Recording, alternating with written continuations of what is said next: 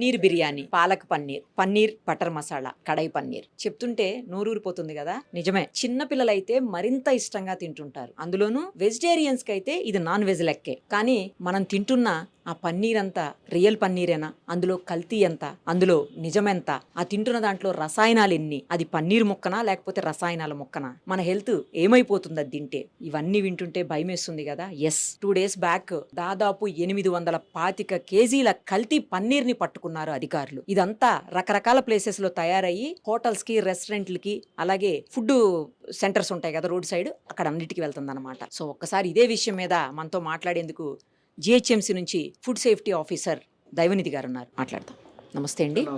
ఈ పన్నీర్ని ఇంత దారుణంగా కల్తీ చేసి అమ్ముతుంటే ప్రజల ప్రాణాలతో చెలగాటం ఆడినట్లే కదండి. అవును మేడం, అవును. ఎందుకంటే ఇది మెయిన్గా వచ్చేసి పన్నీర్ అన్నది మీకు మిల్క్తో చేసేది ప్రోటీన్ సోర్స్ లాగా, బాగా మీరు అన్నట్టు వెజిటేరియన్స్కి నాన్ వెజ్ లాగా. సో ఆ ప్రోటీన్ కంటెంట్ కోసం అన్నది పన్నీర్ చాలా మంది కన్జ్యూమ్ చేస్తూ ఉంటారు. అండ్ మోర్ ఓవర్ మన కంట్రీ ఎక్కడైతే ప్రోటీన్ డెఫిషియన్సీ చాలా ఉంటుంది, ప్రోటీన్ కన్జంప్షన్ పర్ క్యాపిటా అన్నది ఏదైతే ఉందో చాలా తక్కువ ఉంది. సో ఈ పర్టికులర్ సందర్భంలో వచ్చేసి ఈ ఏదైతే అనలాగ్ పన్నీర్ ఏదైతే మనం అంటున్నామో, మిల్క్ కాకుండా వేరే ఆల్టర్నేటివ్ ఏదైతే అనలాగ్ పన్నీర్, సో లో కాస్ట్ అనమాట. So instead of milk ingredients, so milk fats బదులు మనకి ఈ వెజిటేబుల్ ఆయిల్స్ అంటే ఈ పాలతో చేయాల్సినటువంటి పన్నీర్ ని వేరే రకాలైనటువంటి పదార్థాలతో తయారు చేస్తారా? ఏమవి? అందులో స్టార్చ్ ఎందుకు ఉంది మరి అలాంటప్పుడు? ఈ స్టార్చ్ వచ్చేసి మనకి బైండింగ్ ఏజెంట్స్ కోసం, థిక్నెస్ కోసం యూజ్ చేస్తారండి. సో ఇప్పుడు ఎప్పుడైనా సరే, సో మిల్క్ పన్నీర్ ఏదైతే మనకు ఫ్లఫీగా ఏదైతే ఆ టెక్స్చర్ ఉంటుందో, సో ఇవన్నీ టెక్స్చర్ కోసం యూజ్ చేస్తారు. ఇప్పుడు ఏదైతే మన స్టార్చ్ ఒకటి ఉంది, తర్వాత బైండర్స్ యూజ్ చేస్తారు, తర్వాత ఆయిల్ యూజ్ చేస్తారు. సో ఇవన్నీ ఏంటంటే టెక్స్చర్ కోసం. సో దీంట్లో వచ్చేసి కొంచెం మనకి డైరీ టేస్ట్ రావడానికి స్కిమ్డ్ మిల్క్ పౌడర్ కూడా యూజ్ చేస్తారు ఏది అనలాగ్ పన్నీర్లో. కాకపోతే ఎంత చెప్పినా రియల్ పన్నీరే, ఫేక్ పన్నీరే. సో మెయిన్లీ ఇవన్నీ అంటే ఇవన్నీ సో కమర్షియలైజేషన్ కోసం అండి. సో ఏంటంటే కాస్ట్ కటింగ్, మెయిన్గా రెస్టారెంట్స్ వాళ్ళైనా ఎవరైనా కాస్ట్ కటింగ్ కోసం అని చెప్పేసి ఇవి చేయడం. సో ఎఫ్ఎస్ఎస్ఐ ప్రకారం ఏది ఉందంటే analogue paneer is for consumption. So కన్జంప్షన్కి పర్మిషన్ అయితే ఉంది, ప్రొవైడెడ్ సప్లయర్ ఎవరైతే ఉన్నారో లేబుల్ మీద కరెక్ట్ డిక్లరేషన్ ఉండాలి. అండ్ ఎవరైతే రెస్టారెంట్ యూజ్ చేస్తున్నారో ఆ పర్టికులర్ డిష్ పట్టుకొని ఎవరైతే ఆ పర్టికులర్ పన్నీర్ తీసుకొని ఏదైనా డిష్ తయారు చేస్తే ఖచ్చితంగా వాళ్ళు డిక్లరేషన్ ఇవ్వాలి. ఏంటి అంటే this dish has been prepared with analogue paneer అన్న. సో ఇవి ఏంటంటే కొంచెము బిజినెస్ వాళ్ళకి ఇబ్బంది కాకుండా ఏంటంటే, సో లో కాస్ట్ డిషెస్ ఏమైనా తయారు చేయడానికి, మిమిక్ చేయడానికి వచ్చేసి ఈ అనలాగ్ పన్నీర్ యూజ్ చేయొచ్చు అన్నట్టు ఎఫ్ఎస్ఎస్ఐ ఇచ్చింది. బట్ దట్ డజంట్ మీన్ ఏంటంటే మీరు ఇష్టం ఉన్నట్టు వాడడానికి. అండ్ మోర్ ఏవైతే మనకి నామ్స్ ఉన్నాయో నామ్స్ ప్రకారము వర్క్ చేయకుండా అండ్ మోర్ ఓవర్ ఏంటంటే ఫుడ్ గ్రేడ్ మెటీరియల్స్ కాకుండా నాన్ ఫుడ్ గ్రేడ్ కెమికల్స్ ఏమైనా వాడినా కానీ ఖచ్చితంగా దాని మీద యాక్షన్ అన్నది ఉంటుందండి. సో అది ఒక దృష్టిలో పెట్టుకోవాలి. అండ్ మోర్ ఓవర్ మేము కూడా ఒకటి డైరెక్టివ్ ఇస్తాం మా సైడ్ నుండి. సో ఏవైతే ఈ అనలాగ్ పన్నీర్ ఎవరైతే యూజ్ చేస్తున్నారు రెస్టారెంట్ వాళ్ళు, so will make sure that they mention that in the menu. ఎందుకంటే మీరు చెప్పినటువంటి అనలాగ్ పన్నీర్ ఏదైతే ఉందో అది సింపుల్ గా నార్మల్ గా అర్థమయ్యే లాంగ్వేజ్ లో చెప్పాలంటే ఆర్టిఫిషియల్ పన్నీర్, అంతేనా? పన్నీర్ అంటే పాలతోటి తయారు చేస్తారు, పాలు ఇరిగిపోయిన తర్వాత పగలగొట్టి తయారు చేసేది పన్నీరు, రియల్ పన్నీర్. ఇప్పుడు మీరు చెప్తున్నది వేరే రకాలైనటువంటి వాటితో స్టార్చ్ యూజ్ చేస్తారంటున్నారు, ఆయిల్ వెజిటబుల్ ఆయిల్ అంటున్నారు, ఇట్లా రకరకాల వాటితో తయారు చేస్తారు. సో ఇదైతే ఆర్టిఫిషియల్ పన్నీర్ అని చెప్పొచ్చా సింపుల్ గా? ఆర్టిఫిషియల్ పన్నీర్ అని కాదు మేడం, యాక్చువల్ దీనికి ఒక నామెన్క్లేచర్ ఉంది, అనలాగ్ పన్నీర్ అని చెప్పేసి. Paneer nothing but artificial paneer, artificial అంటే లేని దాన్ని ఉన్నట్టు సృష్టించడం అన్నట్టు అనమాట. అంతే. సో ఇది ఉన్నదని కూడా చాలా మంది ఇంకా ఐడియా కూడా ఉండదు.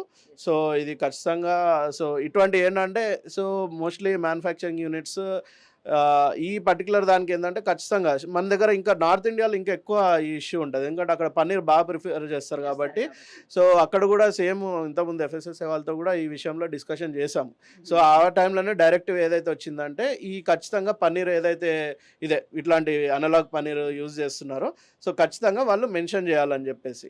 సో ఏంటంటే ఈ మెయిన్గా ఈ యూజ్ చేయడం వల్ల ఏంటంటే ఇన్స్టెడ్ ఆఫ్ మనకు కావాల్సిన ప్రోటీన్ బదులు ఫ్యాట్ వస్తుంది అనమాట. సో హెల్త్ హెల్త్ ఇష్యూస్ ఏదైతే రెగ్యులర్ మన హెల్త్ ఇష్యూస్ ఈ ఎక్సెసివ్ ఆయిల్ యూజ్ చేయడం వల్ల ఏదొస్తుందో సో ఇది దానికి యాడ్ అయిపోవడం కానీ దాని హెల్తీ ఆప్షన్ ఏదైతే అనుకుంటున్నామో అది ఉండకుండా అయిపోతుంది అనమాట. సో ఇప్పుడు యాక్చువల్లీ ఏదైతే పన్నీర్ ఉందో అంటే ఈ అన్లాగ్ పన్నీర్ అని మీరు చెప్తున్నారు. ఈ అన్లాగ్ పన్నీరు తయారు చేయాలంటే కూడా FSSAI నుంచి పర్మిషన్ ఉండాలి.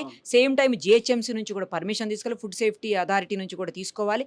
అవేమీ తీసుకోకుండా వాళ్ళు ఇష్టానికి పన్నీర్ తయారు చేస్తున్నారంటే అందులో కెమికల్స్ కలుపుతున్నారా, లేకపోతే అన్లాగ్ పన్నీర్ని ఏదైతే పర్మిటెడ్ ఉందో ఆ పర్మిటెడ్ ఉన్నంత లోపలనే కెమికల్స్ లేకపోతే ఏవైతే ఉన్నాయి ఆయిల్స్ అవి కలుపుతున్నారా, లేకపోతే ఎక్స్ట్రా కలుపుతున్నారా అనేది మనకు తెలియదు కదా. అక్కడ కల్తీ జరుగుతుండొచ్చుగా. అవును మేడం, ఆప్షన్ ఉంది. సో అక్కడ కల్తీ జరిగే ఆప్షన్ ఖచ్చితంగా ఉంటుంది. ఎందుకంటే ఇప్పుడు మెయిన్గా వచ్చేసి మన ఇంగ్రీడియంట్స్ ఎక్కువ. సో మన రెగ్యులర్ పన్నీర్లో వచ్చేసి మెయిన్లో మిల్క్ ఒకటే ఇంగ్రీడియంట్. సో ఇక్కడ ఇంగ్రీడియంట్ లిస్ట్ ఎక్కువ ఉంది. అండ్ మోర్ ఓవర్ ఏంటంటే ఇవి ఇండస్ట్రియల్ గ్రేడ్ వాడుతున్నారు, ఫుడ్ గ్రేడ్ వాడాలి ఖచ్చితంగా. ఇప్పుడు స్టార్చ్ అయినా ఎమల్సిఫైయర్స్ అయినా కానీ సో ఫుడ్ గ్రేడ్ వాడుతున్నారా లేదా అని ఎప్పుడైతే మీకు నంబర్ ఆఫ్ ఇంగ్రీడియంట్స్ ఎక్కువ అవుతుందో సో ఏంటంటే ప్రతి ఒక్క ఇంగ్రీడియంట్ ఖచ్చితంగా ఫుడ్ గ్రేడ్ అన్నది ఉండాలి. సో తర్వాత ఇవి స్టెబిలైజర్స్ అని యూజ్ చేస్తారు, తర్వాత మన ప్రిజర్వేటివ్స్ అని యూజ్ చేస్తారు. సో అన్నీ యాజ్ పర్ నామ్స్ ఉన్నాయా లేదా, ఫుడ్ గ్రేడ్ యూజ్ చేస్తున్నారా లేదా. సో మెయిన్గా కొన్ని ఇష్యూస్ ఏమొస్తున్నాయంటే ఇప్పుడు ఎవరైనా ఇంట్లో తయారు చేస్తున్నారు, సో అది కమర్షియలైజ్ అవుతుందా లేదా అన్న మనకి సాధారణంగా ఐడియా ఉండదు. సో ఎక్కడ నుంచి అన్న ఇట్లా కంప్లైంట్ వచ్చినప్పుడు అప్పుడు చూస్తే సో ఈ ల్యాబ్కి వెళ్ళాకనే మనకి అది ఫేకా రియలా అన్నది తెలుస్తుంది. సో అందుకే ఖచ్చితంగా ఏంటంటే ఇది ఎగ్జాక్ట్లీ మన రెగ్యులర్ పన్నీర్ ఎట్లుంటుందో ఇది కూడా అట్లాగే ఉంటుంది కాబట్టి సో దీనికి కోసం స్ట్రిక్ట్ నామ్స్ అయితే చేయడం జరిగింది. సో ఖచ్చితంగా డిక్లరేషన్ అనేది ఇవ్వాలని చెప్పేసి. ఇప్పుడు అనాథరైజ్డ్ పన్నీర్ని అమ్ముతున్నారు కాబట్టే కదా వీళ్ళు పోలీసులు కానీ లేకపోతే మీ డిపార్ట్మెంట్ వాళ్ళు కానీ సీజ్ చేశారు. అనాథరైజ్డ్ కానప్పుడు అసలు సీజే చేయరు. అనాథరైజ్డ్ ఉంది అంటే అందులో కల్తీ ఉంటుండొచ్చు, ఉండే ఛాన్సెస్ ఉన్నాయి మేడం 100%. సో అక్కడ ఏంటంటే ఇంతకుముందు మనం డిస్కస్ చేసినప్పుడు ఇంగ్రీడియంట్స్ అన్నీ యాజ్ పర్ నామ్స్ ఉన్నాయా లేదా అన్నది చూసుకోవాలి. ఇప్పుడు మిల్క్ అది మొత్తం రెగ్యులర్ మిల్క్ ఇప్పుడు పెద్ద కంపెనీస్లో ఏదైతే మిల్క్ ఉంటుందో సో అన్ని స్ట్రింజెంట్ టెస్టింగ్ ఉంటుంది. సో ప్యాకింగ్ అయిన తర్వాత కూడా మనకి ప్రతి ఒక్కటి సో యాజ్ పర్ నామ్స్ ఉంటుంది. ఇప్పుడు ఏదంటే చిన్న చిన్న మ్యానుఫ్యాక్చరర్స్ మెయిన్గా మనకు ప్రాబ్లం వచ్చేది చిన్న మ్యానుఫ్యాక్చరర్స్ తోటే. సో ఏంటంటే కొంచెం away from the public areas select చేసుకొని సో ఎక్కడన్నా చేస్తుండాలి. సో అక్కడ ఏమన్నా ఇప్పుడు మనకి ఎట్లా తెలిస్తే ఏదన్నా రెస్టారెంట్ ఇన్స్పెక్షన్కి వెళ్ళినప్పుడు అక్కడ పన్నీర్ శాంపుల్ తీసాం అనుకోండి, సో అప్పుడే మనకి ల్యాబ్ పంపించిన తర్వాతనే ఐడియా వస్తుంది. ఆర్ఎల్స్ మేబీ వన్ దగ్గర బిల్ చూసాం మనం, రెస్టారెంట్ వన్ దగ్గర బిల్ చూసినప్పుడు సో దాని మీద వాడు మెన్షన్ చేస్తాడు, పన్నీర్ అనే మెన్షన్ చేస్తాడు. సో డైరీ ప్రొడక్ట్స్ అని చెప్తాడు, కింద పన్నీర్ అని బిల్ మెన్షన్ చేస్తాడు. సో మనం చూసి ఏం చెప్పడానికి లేదు.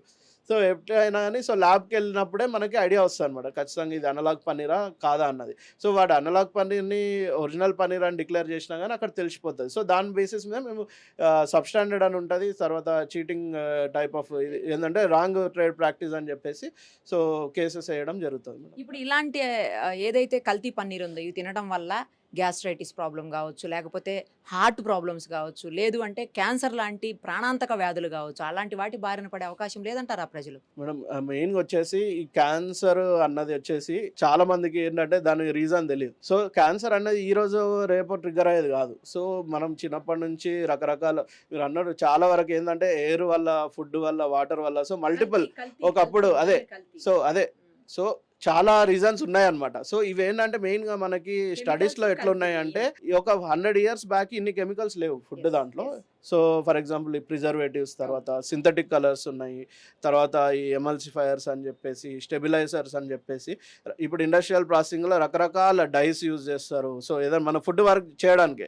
సో ఈ గడిచిన 100 ఏళ్ళలో ఏంటంటే అసలు హ్యూమన్ బాడీకి తెలియని కొత్త కొత్త కెమికల్స్ మనము తింటున్నాం, కన్జ్యూమ్ చేస్తున్నాం. సో ఏంటంటే ఏది ఎట్లా ట్రిగ్గర్ అవుతుంది, అది ఏంటంటే సెల్యులర్ లెవెల్లో ఏది ఎట్లా ట్రిగ్గర్ అవుతుంది. సో కొన్ని ఏమో ఫర్ ఎగ్జాంపుల్ ఏదైనా సింథటిక్ కలర్ మనం కన్జ్యూమ్ చేసాం, అది కంప్లీట్గా బాడీల నుంచి వెళ్ళిపోతుందా లేదా అన్నది కూడా చూసుకోవాలి. అంటే కంప్లీట్గా ఎక్స్క్రీషన్లో వెళ్ళిపోతుందా లేదా. సో ఆ రెసిడ్యూస్ ఎప్పుడైనా బాడీలో ఉన్నప్పుడు సో ఎప్పుడైనా ట్రిగ్గర్ కావచ్చు. అండ్ మోర్ ఓవర్ మన దగ్గర వచ్చేసి మెయిన్గా డయాబెటిక్ ఇష్యూ, మన కంట్రీలో diabetic issue. So mostly because of carbohydrate content food ఎక్కువ ప్రిఫర్ చేస్తాం మనం. సో మన carbohydrate content food without any physical activity. So మెయిన్గా ఇప్పుడు ఏంటంటే చాలా మటుకు మన సెడెంటరీ జాబ్స్ అయిపోయేసరికి మన ఎక్స్ట్రా కార్బోహైడ్రేట్స్ మొత్తం ఫ్యాట్ లా కన్వర్ట్ అయిపోయి బాడీలో ఉండిపోతున్నాయి అనమాట.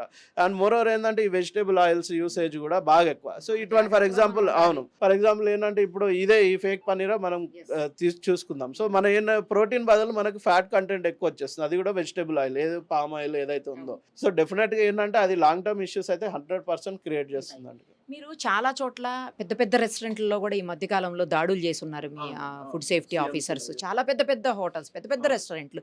అసలు ఇక్కడ ఏది కల్తీ జరగదు అని అనుకున్న చోట్ల కూడా తర్వాత ఇక్కడ అంతా చాలా బాగుంటుంది, లేకపోతే హైజీనిక్గా ఉంటుంది అనుకున్న చోట్ల కూడా చాలా దారుణమైనటువంటి అన్హైజీనిక్ కండిషన్స్ మీరు కిచెన్లో చూస్తున్నారు. ఫ్రిడ్జ్లో లేనిపోయినవి అన్ని నిల్వ చేస్తున్నారు, 2-3 రోజులు బట్టి నిల్వ చేసే ఈ నెలల తరబడి నిల్వ చేస్తున్నారు. అందులో చాలా రకాలైనటువంటి వెజిటబుల్స్ ఉన్నాయి నిల్వ చేసే వాటిల్లో. కుళ్ళిపోయిన, పాడైపోయిన, పుచ్చిపోయినవి, తర్వాత పేస్ట్ కూడా జింజర్ గార్లిక్ పేస్ట్, ఇలా రకరకాలు, తర్వాత చికెన్, మటన్ అన్నీ కూడా నిల్వ చేస్తున్నారు. ఫిష్ అయితే మొన్న కొన్ని 100 కేజీలు పాడైపోయినటువంటి ఫిష్ని పెట్టుంచారు ఒక పెద్ద రెస్టారెంట్ వాళ్ళు. సో ఇలా చేస్తే అసలు బయటికి వెళ్ళి తినాలంటే భయపడిపోయే పరిస్థితి ఉంది. మీరు ర్యాండమ్గా కొంచెం చెకింగ్స్, ఇన్స్పెక్షన్స్ ఎక్కువ చేస్తే బాగుంటుందేమో. డెఫినెట్‌గా మేడం. అది అవుతానే ఉన్నాయి ఏవైతే ఇన్స్‌పెక్షన్స్ అవి. సో, ఇప్పుడేంటంటే మెయిన్‌గా మీరు కమర్షియల్ స్కేల్‌లో చూసినప్పుడు ఫర్ ఎగ్జాంపుల్ ఇప్పుడు మన ఇంట్లో చేసుకున్నాం. ఈరోజు కిలో మటనో, చికెనో తెచ్చుకుంటాము. ఈరోజు వండేసుకుంటాము. ఏమన్నా అయిపోతది మోస్ట్‌లీ. సో, ఈ కమర్షియల్ స్కేల్‌లో ఏమవుతుందంటే ఫర్ ఎగ్జాంపుల్ ఇప్పుడు ఫ్రోజన్ ఫిష్ అన్నారు.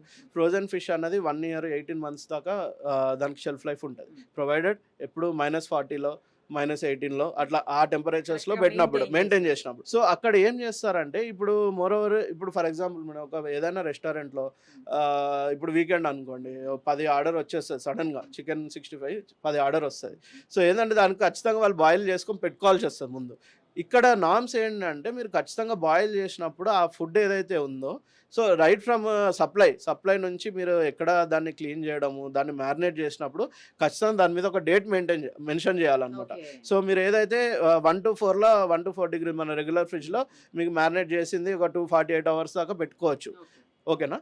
సో ఏంటంటే వాళ్ళు యాజ్ పర్ రూల్ ఏంటంటే సిన్స్ కమర్షియల్ ఆపరేషన్ కాబట్టి వాళ్ళు ఏదైతే మ్యారినేట్ చేస్తారో ఖచ్చితంగా దాని మీద లేబులింగ్ అన్నది పెట్టాలి మేడం. వీళ్ళ హోటల్ రెస్టారెంట్స్లో ఏమైపోతుందంటే కస్టమర్స్కి సర్వీస్ ఇచ్చే దాంట్లో కిచెన్ని నెగ్లెక్ట్ చేసే పరిస్థితులు వస్తాయన్నమాట. అది సో ఏంటంటే మెయిన్గా ఇక్కడ రెస్టారెంట్స్ వచ్చేసి బయట వాళ్ళు ఏం చేస్తారు, టేస్ట్ అన్నది ప్రిఫరెన్స్ మీద పోతుంది. హెల్తీ ఫుడ్ తినడానికి రెస్టారెంట్ పోవడం అన్నది ఇట్స్ అ మిత్ అనమాట. మేబీ కొన్ని ఉన్నాయి. సో నేను అంటే ఎఫర్ట్స్ పెట్టే వాళ్ళు ఉన్నారండి, రెస్టారెంట్ వాళ్ళు కూడా. సో కంప్లీట్గా మనము రూల్ అవుట్ చేయలేము. బట్ ప్రాబ్లం ఏంటంటే మోర్ ఓవర్ ఏంటంటే వెజిటేబుల్స్ ఏం చేస్తారంటే వీళ్ళు హోల్సేల్లో కొనేసుకుంటారు. యాజ్ పర్ రూల్ ఏం చేయాలంటే వెజిటేబుల్స్ ఎప్పుడైనా ముందే గ్రేడింగ్ చేసుకోవాలి. మీరు ఒక 20 కిలోలు 30 కిలోలు మనం ఏం చేస్తాం, మనము ఇంట్లోకి కిలోలో 2 కిలో కొనుక్కుంటే ఏరుకొని తెచ్చుకుంటాం. వీళ్ళు ఏం చేస్తారంటే బస్తా కొనేసిండ్రు అనుకోండి, ఉల్లిగడ్డలు బస్తా కొనేసి వీళ్ళు స్టోరేజ్కి ముందే గ్రేడ్ చేసుకొని పెట్టుకోవాలి. అంటే రిజెక్ట్ అయిన మెటీరియల్ ముందే తీసేయాలన్నమాట. వీళ్ళు ఏం చేస్తారంటే అది తీసుకొచ్చి డంప్ చేసేస్తారు. వాడు కట్ చేసేటోడికి ఎవడైతే కటింగ్ చేస్తాడో వాడికి అంత సోయి ఉండదు. వాడు ఏం చేసేస్తాడో తీసుకొని కట్ చేసేస్తాడు. పాడైందా లేదా అన్నది చూడాడు. బాబు నీకు 10 కిలోలు ఇచ్చినా మరి 5 కిలోల్లో వెళ్ళిందని వాడిని అడుగుతారు. వాడేం చేస్తాడు, కట్ చేసేస్తాడు. సో ఏంటంటే ఇది ఖచ్చితంగా ఎవరైతే రెస్టారెంట్ వాళ్ళు ఎవరైతే ఓనర్స్ అయినా ఎవరైతే ఉంటారో ఖచ్చితంగా వెజిటేబుల్స్ పెట్టే ముందే గ్రేడ్ చేయాలి. అండ్ మోర్ ఓవర్ అటువంటి ఏమైనా ఫంగస్ లేడన్ వెజిటేబుల్స్ ఏమైనా కుళ్ళిపోయినవి దొరికితే మాత్రం అది ఖచ్చితంగా అన్సేఫ్ కేసు అవుతుందండి. అది క్రిమినల్ కేసు కిందకి అవుతుంది అనమాట.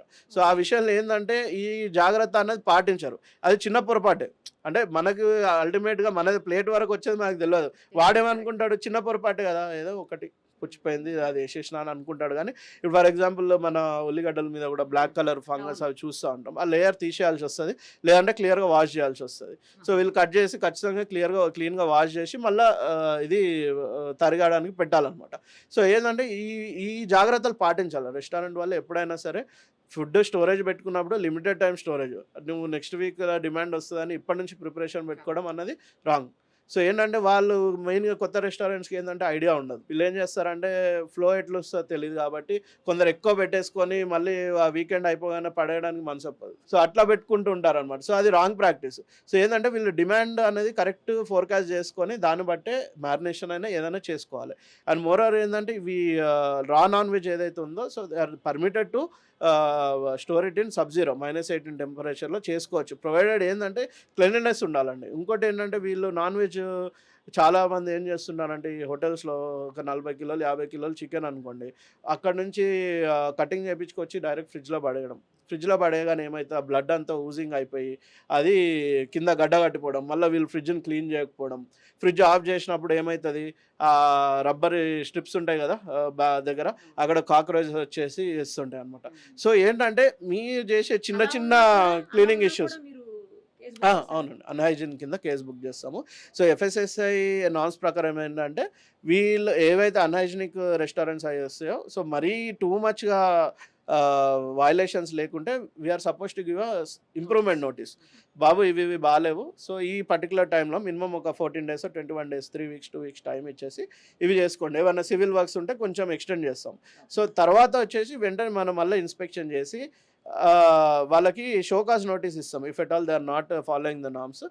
తర్వాత మన పర్టికులర్ ఏ డిస్టిక్ అయితే ఆ డిస్టిక్ అడిషనల్ కలెక్టర్ గారు ఉంటారో వాళ్ళ దగ్గర మనము ఇది కేసు అనేది బుక్ చేస్తే సార్ వాళ్ళు చేస్తారు.